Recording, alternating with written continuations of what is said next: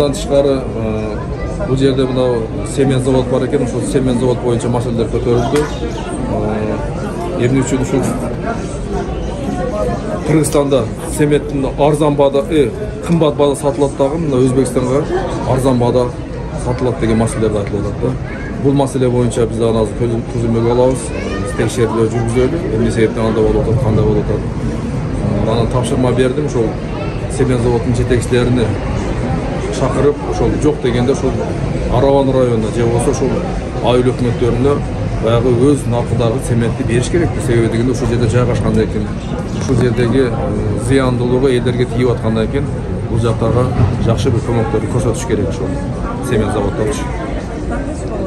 Азыр өзүңүз айттыңыздар, баягы сөйлөгөн мына бир канча убакыттан бери бир ай жүрүп өзүм көзүмө бар. Ошол убакыттан өзүңүз кетиңиз.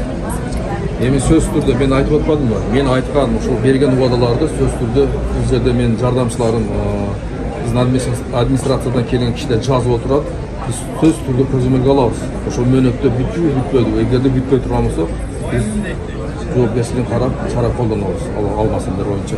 Андан тышкары биз мында баштадык. Азыр эмне үчүн мен унутпай эле баардык маалыматтарды кагаз жүзүндө алып атамын, азыр алып. Биз ар бир айыл өкмөткө биздин администрация тарабынан текшерүүлөр барып атат.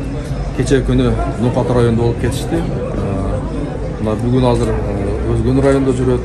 Биз ошол маалыматтарды ошолорго берип атабыз. Ошо жеринде барып, айыл өкмөттөрдү текшергенде ошол маселелерди карап кетип атат.